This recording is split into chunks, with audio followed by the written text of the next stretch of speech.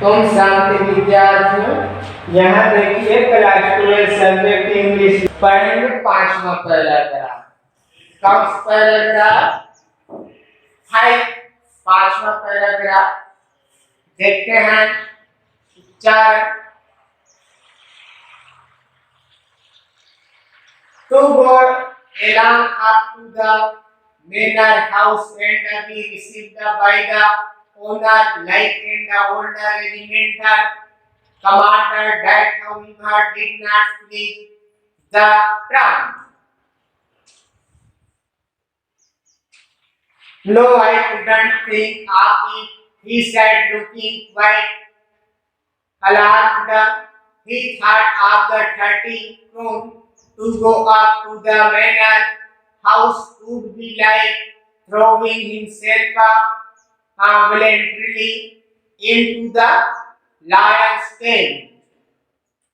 He only wanted a chance to sleep here in the forest and then sneak away as usually as possible. The Iron Master assumed that he had embraced the because of his miserable clothing. Please don't think that I have such a fine home that you cannot show yourself there, he said.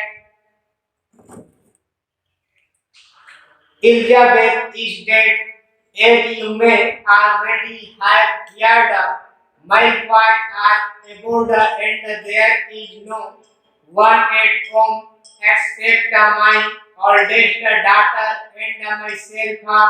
We were just saying that it was too bad we didn't have any company for Christmas.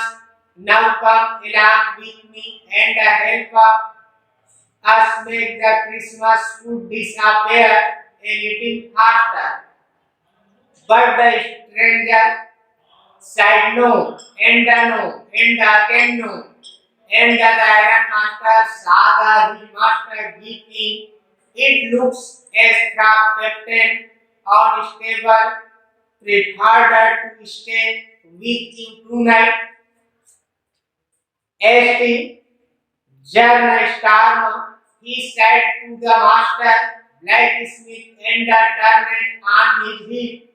But he laughed to himself as he went away, and the blacksmith, who knew him, understood very well that he had not said his last word.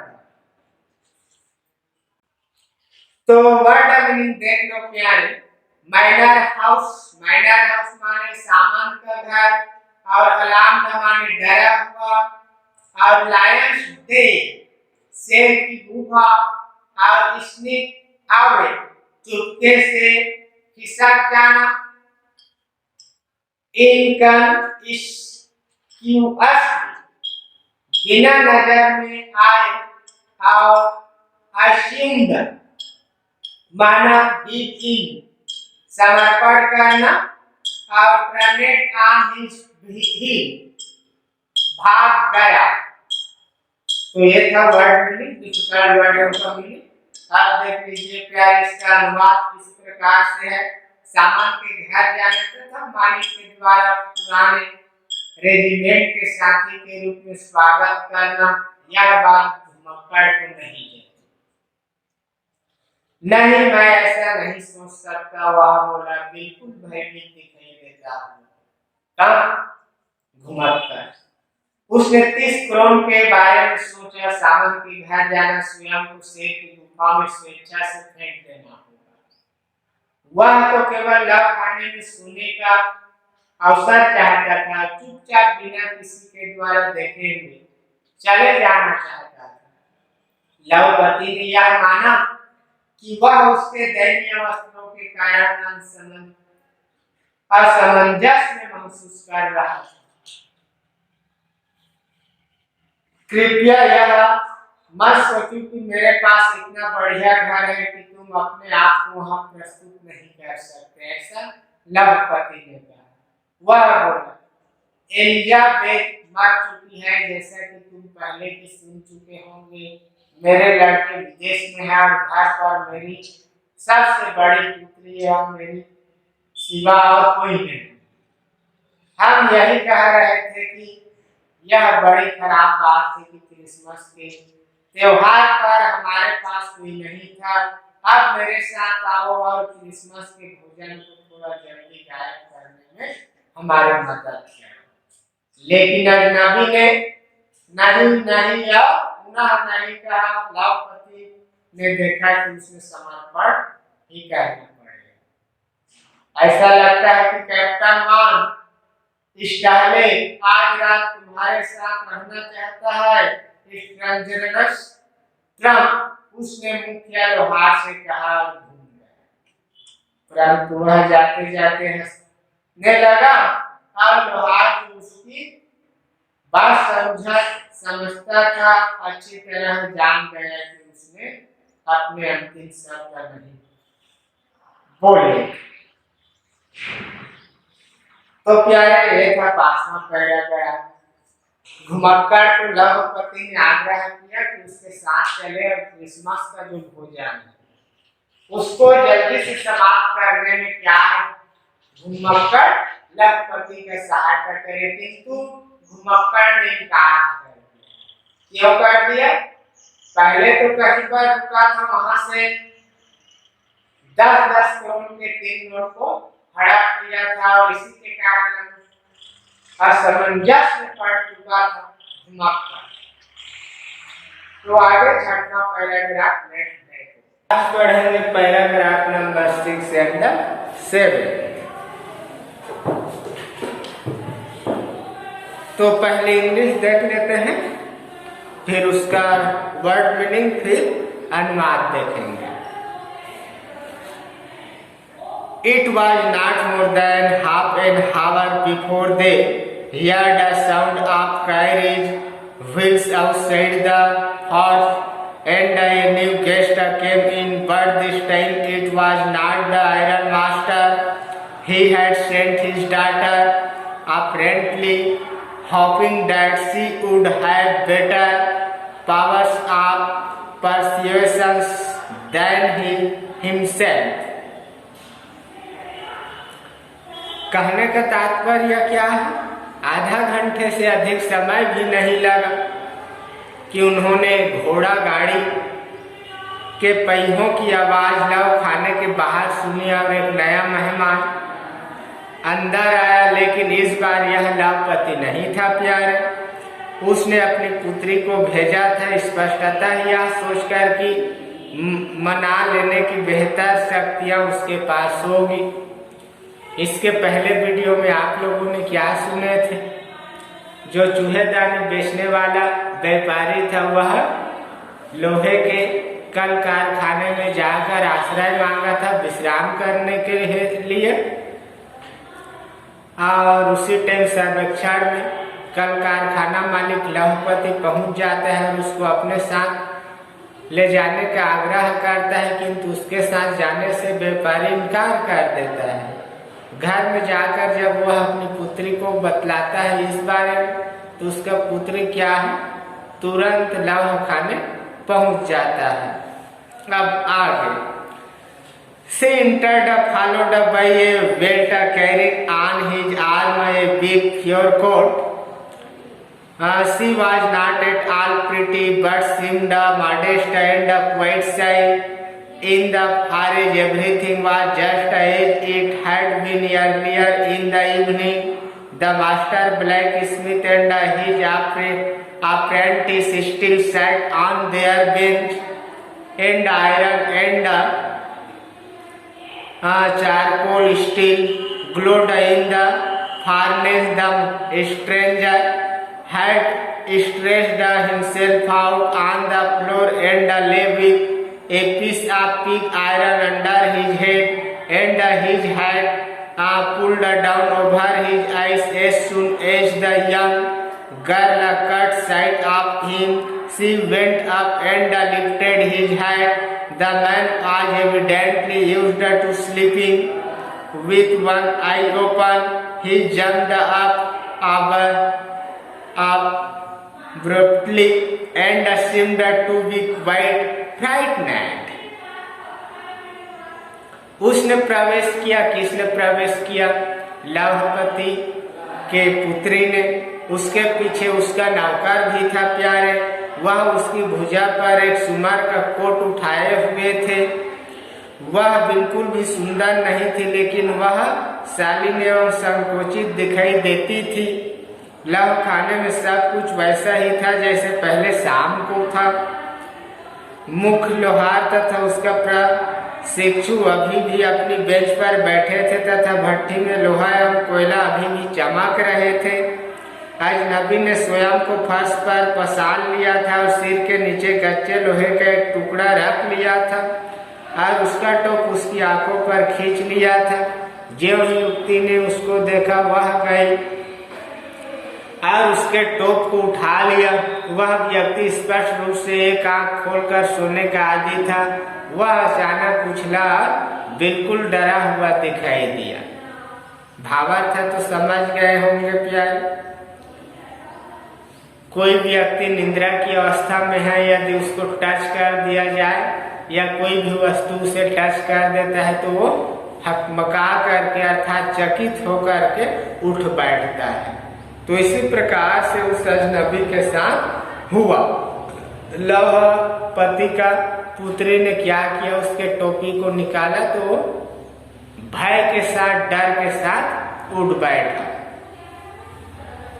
आगे देख लीजिए। My name is Elda Wilmanson, said the young girl. My father came home and said that you wanted to sleep here in the forest tonight, and then I asked permission to come and bring you home to us. I am so sorry, Captain, that you are having such a hard time. She looked at him compassionately with her heavy eyes, and then she noticed that the man was afraid either he has stolen something or else he has escaped from jail. She cut and added quickly, "You may be sure, Captain, that you will be allowed to leave us just as freely as you came. Only please stay with us over Christmas Eve." मेरा नाम एल्डा विल्मनसन है, युवती ने कहा, जो लड़की गई थी। मेरे पिता घर आया और उन्होंने कहा कि तुम आज रात लव खाने में सोना चाहते थे। और फिर मैंने इजाजत मांगी कि मैं आऊं और तुम्हें अपने घर ले जाऊं। मुझे बड़ा खेद है कैप्टन कि तुम ऐसा कठिन समय गुजार रहे हो। उसने अजनबी की ओर सहानुभूति पूर्वक देखा अपनी भारी आंखों से, और फिर उसने देखा कि वह व्यक्ति डरा हुआ था। जो व्यापारी था क्या हुआ था? डरा हुआ था। या तो उसने कोई चीज चुराई है अथवा वह जेल से बच निकला है। उसने सोचा और जल्दी से यह बात जोड़ दी, आप अस्वस्थ हो सकते हो कैप्टन, कि आपको हमारे पास से उतने ही स्वतंत्र रूप से चले जाने की अनुमति दे दी जाएगी जिस तरह आप आए थे। केवल क्रिसमस की पूर्व संध्या पर कृपया हमारे साथ ठहर जाए। आगे देखिए। She said this is such a friendly manner that the rat trap peddler must have felt a confidence in her. It would never have occurred to me that you would bother with me yourselves, miss, he said. I will come at once. He accepted the fur coat which the waiter handed him with a deep bow, threw it over his rags, and followed the young lady out to the carriage without granting the astonished blacksmith so much as a glance. But while he was riding up to the manor house, he had evil forebodings. Why the devils did I take that fellow money? He thought, now I am sitting in the trap and will never get out of it. तो word meaning देख लो। अप्रेंटली स्पष्ट रूप से, और persuasion मनाना, violet नौकर, फर माने खाल, अप्रेंटिस में सहायक होता है, स्ट्रेस्ड माने फैला हुआ, फैल गया, और अब्रप्टली अचानक, कंपैशनटली सहानुभूति पूर्वक, और बादर में होता है परेशान होना, बाउ में झुककर प्रणाम करना, और एसाटानिज्ड आश्चर्य या हैरान, फोर बोर्डिंगज आगे घटित होने वाली।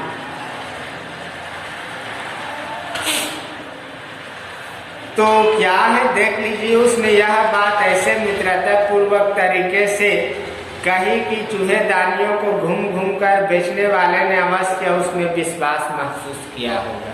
जब युक्ति ने बोला, जो भी बात बोला अभी आगे आप लोगों ने सुने, उसने समूर के कोट को स्वीकार कर लिया, जिसे नौकर ने अपनी काफी झुककर उसे सौंपा था प्यारे। उसने इसे इतने चिथड़ों पर पहन लिया तथा युक्ति के पीछे पीछे बाहर घोड़ा गाड़ी की और चल पड़ा। उसने आश्चर्यचकित लोहारों की ओर नजर तक डालने की भी कृपा नहीं की, लेकिन जब वह सामंत के घर सवारी करता हुआ जा रहा था तो उसने अनिष्ट का पूर्वाभास हो रहा था। आखिर मैंने उस व्यक्ति का पैसा क्यों चुरा लिया था? उसने सोचा, अब मैं फंदे में फंस गया हूँ और इससे कभी बाहर नहीं निकल पाऊंगा। किसका पैसा चुरा लिया था? थके मंदे अंधेरी रातों में एक झोपड़ी के मालिक के पास आश्रय मांगा था चूहेदानी वाले ने, और उसने आश्रय दे दिया था, तो उसी के घर में डाकर डाल दिया था, उसी के विषय में विस्मित था। तो ये था 6 पैराग्राफ। अब देख लेंगे विद्यार्थी paragraph number 7।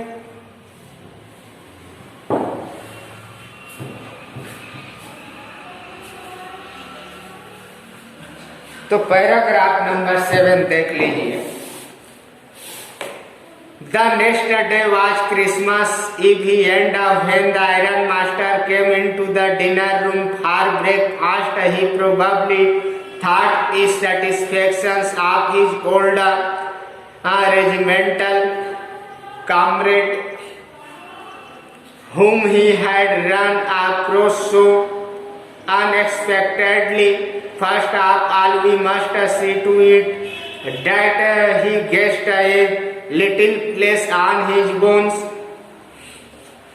he said to his daughter, who was busy at the table, and then we must see that he gets something else to do than to run around the country selling rat traps. It is queer that things have gone downhill with him as badly as that, said the daughter. Last night I did not think there was anything about him to show that he had once been a educated man. You must have patience, my little girl, said the father, as soon as he gets clean and dressed you up, you will see something different. Last night he was naturally embraced.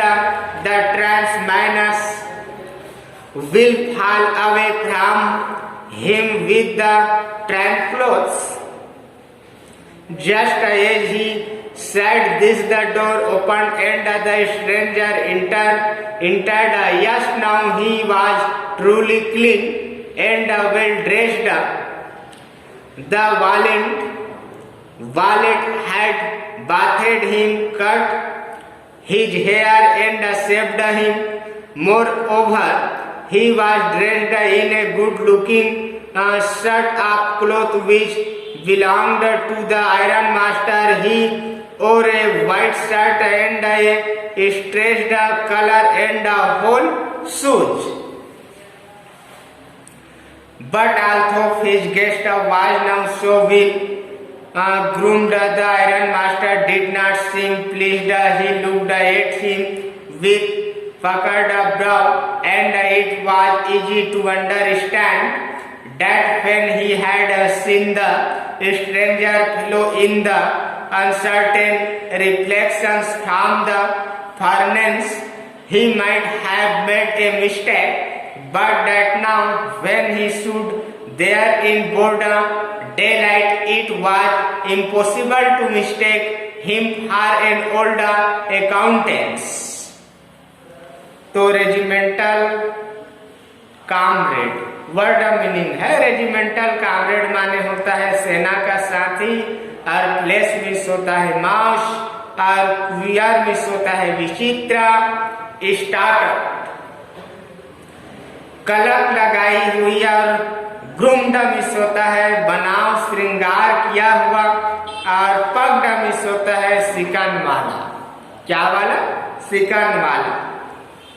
तो देख लो, the next day was Christmas भी, अगले दिन Christmas की पूर्व संध्या थी। और जब लवपति नाश्ते के लिए भोजन कक्ष में आया तो संभवतः उसने अपने पुराने सेना के साथी के बारे में संतुष्टि के साथ विचार किया, तो उससे अचानक मिल गया था। सर्वप्रथम हमें यह देखना होगा कि वह अपनी हड्डियों पर थोड़ा मांस चढ़ा ले। उसने अपनी पुत्री से कहा, जो टेबल पर भोजन जमाने में व्यस्त थी। और फिर हमें यह भी देखना होगा कि उसके पास करने को कोई दूसरा काम हो, बजाय गांव में घूम घूम कर चूहेदानी बेचते फिरने के। यह बड़ी अजीब बात है कि उसके साथ सब कुछ इतना गड़बड़ हो गया है। पुत्री ने कहा, पिछली रात मैं नहीं सोचती थी कि उसके बारे में कोई भी बात ऐसी थी जिससे यह दिखाई दे कि वह सभी एक शिक्षित व्यक्ति रहा था। चूहेदानी बेचने वाला कभी एक शिक्षित व्यक्ति रहा था, ऐसा युक्ति ने नहीं सोची थी, लवपति के पुत्री ने नहीं सोचा था। तुम्हें धैर्य रखना होगा मेरी छोटी सी पुत्री, पिता ने कहा, अर्थात लवपति ने अपनी पुत्री से कहा। ज्यों ही वह स्वच्छ एवं अच्छी तरह कपड़े पहनकर तैयार हो जाएगा तो तुम उसे कुछ अलग ही पाओगी। पिछली रात स्वाभाविक रूप से वह संकोच में था। घुमक्कड़ों के तौर तरीके उससे उसी तरह दूर हो जाएंगे जिस तरह घुमक्कड़ों के वस्त्र। जैसा अन्न वैसा मन न कहा जाता है प्यारे, उसी प्रकार से जब शरीर में बॉडी में साजू लगेगा, ड्रेस लगेगा, चिथड़े दड़ेस को फेंक देगा घुमक्कड़ और नए कोट जर्सी धारण करेगा तो निश्चित रूप से कैसा प्रतीत होगा, आगे सुन लीजिए।